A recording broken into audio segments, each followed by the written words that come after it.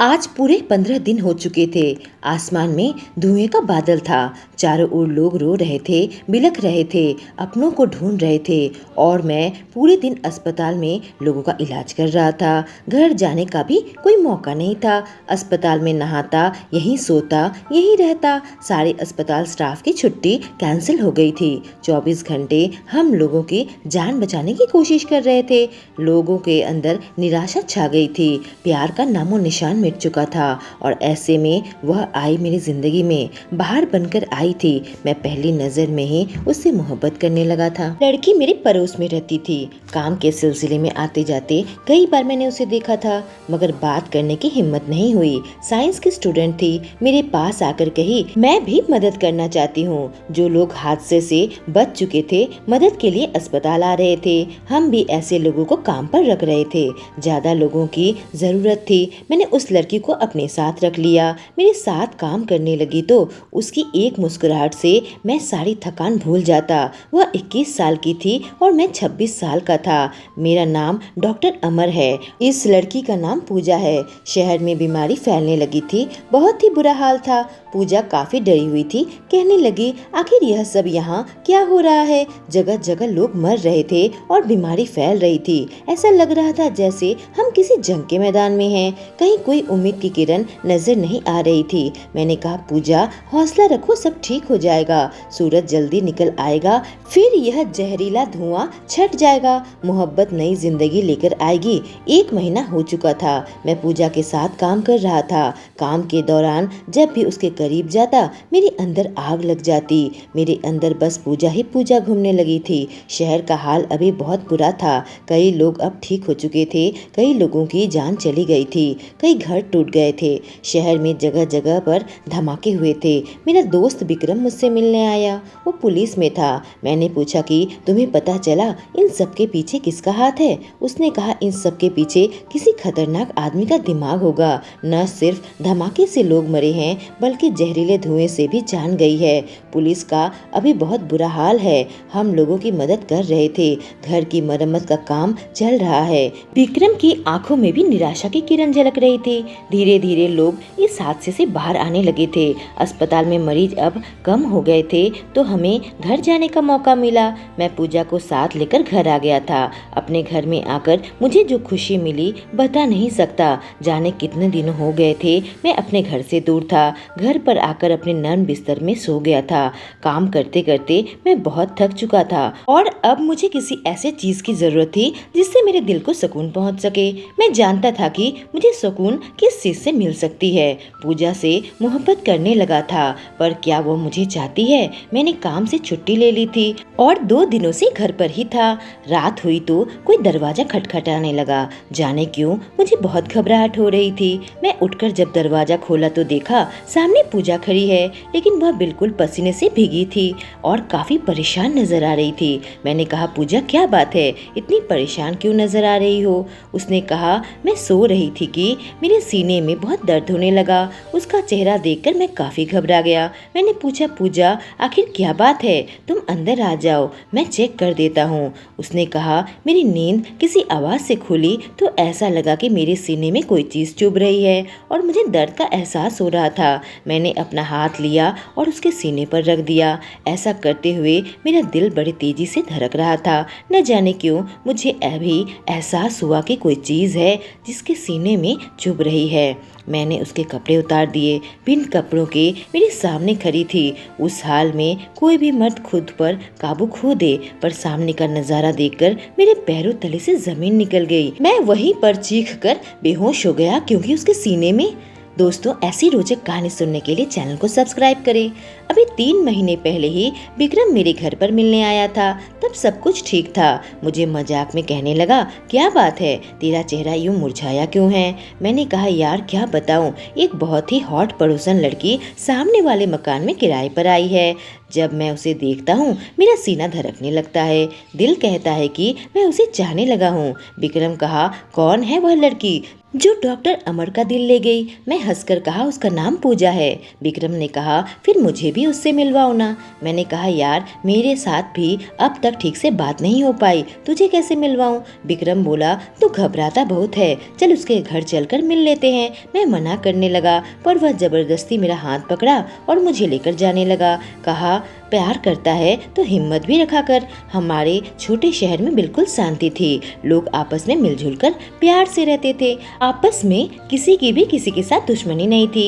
एक दूसरे की मदद के लिए लोग सामने आते थे। बहुत ही कम होता था कि नए लोग शहर में आते हैं। शायद बहुत दिनों बाद पूजा यहाँ आई थी, इसलिए मुझे एक नया चेहरा देखने को मिला था और उसे मन ही मन चाहने लगा था। विक्रम मुझे लेकर सीधे उसके घर पर पहुँच गया और घर की बेल बजाई। दरवाजा खोलकर जब पूजा बाहर आई, हमें देखकर काफी घबरा गई। मैंने कहा, घबराइए मत, मैं आपका पड़ोसी हूँ। और विक्रम कहा, मैं इंस्पेक्टर विक्रम हूँ, आपसे मिलने आया हूँ। आप शहर में नई आई है ना, क्या हम अंदर आ जाए? लड़की यह बात सुनकर काफी घबरा गई और कहने लगी, नहीं नहीं, आप घर के अंदर नहीं आ सकते। हम दोनों उसकी बात सुनकर शॉक्ड रह गए। हमारे शहर में कोई भी किसी के घर पर आ जा सकता है। मैंने गौर फरमाया कि उसके घर से किसी चीज की बदबू आ रही है। शायद यह बात विक्रम ने भी नोटिस की। कहने लगा, आपके घर में किसी चीज की बदबू आ रही है, सब ठीक तो है ना? यह सुनते ही पूजा का चेहरा फीका पड़ गया। कहने लगी, नहीं नहीं, सब ठीक है, ऐसी कोई बात नहीं है। मैं घर पर अकेली रहती हूँ, इसलिए आपको आने से मना कर रही हूँ। दरअसल मैं साइंस की स्टूडेंट हूँ और घर पर कुछ एक्सपेरिमेंट कर रही थी जिसकी स्मेल आ रही है। मैं इस शहर में पढ़ाई करने के लिए आई हूँ। कहकर वह दरवाजा बंद करने लगी और विक्रम और मैं एक दूसरे का मुंह देखने लग गए। इस लड़की ने तो हमें अपने घर के अंदर आने तक नहीं दिया था। विक्रम ने कहा, लड़की ठीक नहीं लग रही है तो उसे भूल जा। देखा ना घर में कैसी अजीब सी बदबू आ रही थी। मैंने कहा, केमिकल की बदबू आ रही थी, शायद कोई एक्सपेरिमेंट कर रही होगी। अकेली रहती है, वह हमारे ऊपर कैसे भरोसा कर सकती है, इसीलिए शायद घर पर आने से मना कर दिया। पर विक्रम का चेहरे का भाव कुछ और ही था। शायद वह किसी गहरी सोच में डूब गया था। मुझसे कहा, अब मैं चलता हूँ। मैं और विक्रम अक्सर ही आपस में मिल लिया करते थे। दोनों बचपन के दोस्त थे। मैं डॉक्टर बन गया था और वह पुलिस वाला बन गया था और इससे हमारी दोस्ती में कोई फर्क नहीं पड़ा था। हम दोनों ही एक छोटे से शहर में रहते थे और अपने अपने तरीके से इस शहर की सेवा करते थे। मैं आते जाते पूजा को रोज देखा करता था। वह शहर में कभी भी किसी से बातचीत नहीं करती थी, हमेशा अकेली ही रहती थी। विक्रम कई बार मुझे पूजा के बारे में पूछता तो मैं कहता कि मैं उसे हमेशा अकेले ही देखता हूँ। वह अपने घर से ज्यादा नहीं निकलती थी, न ही कहीं आती जाती है। जैसे शहरों के लोगों से उसे कुछ मतलब ही नहीं था। यहाँ के लोगों से बिल्कुल उल्टा उसका नेचर था। वक्त ऐसे ही बीतता चला गया और उस वक्त नहीं पता था कि शहर किस खतरे में पड़ने वाला है। महीने भर पहले अचानक ही शहर के जगह जगह पर ब्लास्ट हुए। ब्लास्ट से जितने लोग घायल नहीं हुए थे, उसके बाद लोग बीमारी से मरने लगे थे। यह किसी तरीके का हमला था या किसी तरीके का एक्सपेरिमेंट, हमें समझ में नहीं आया था। इस एक महीने के दौरान मैं अस्पताल में लोगों की सेवा करता रहा। विक्रम उन लोगों का पता लगाने में जुटा था। पुलिस को ऐसा लगने लगा था कि शहर में ही किसी का हाथ है। किसी तरीके का एक्सपेरिमेंट चलाया गया था, किसी तरीके की टेस्टिंग की गई थी। विक्रम और मैं इस दौरान एक दूसरे से कांटेक्ट में थे। हम हर हाल में उस इंसान तक पहुंचना चाहते थे और जब आज मैं पूजा के सीने में वह चुभती हुई चीज देखा तो मेरे पैरों तले से जमीन निकल गई। मैं विक्रम को तुरंत फोन किया, कहा, हमें तेरी मदद चाहिए, यहाँ पर आ जाओ। मैं उसे फोन पर सारी बातें बता दी थी। घबराहट से मेरा बहुत बुरा हाल था। पूजा मेरे सामने बिन कपड़ों के खड़ी थी। उसकी आंखों में मुझे एक अजीब सा नशा नजर आ रहा था। कुछ ही देर में पुलिस वहाँ पहुँच गई। पूजा को देखकर सब के सब शॉक्ड रह गए थे। उसके सीने में कुछ ऐसी चीज लगी हुई थी जिसमें धमाका हो सकता था। हालांकि किसी की जान नहीं जाती, पर मुझे लगा कि इससे बीमारी फैल सकती है। पुलिस ने पूजा के शरीर से वह चीज हटा दी और उसे लैब टेस्ट के लिए भेज दिया था। विक्रम ने मेरे कानों में कुछ कहा और पुलिस घर से निकल चुकी थी।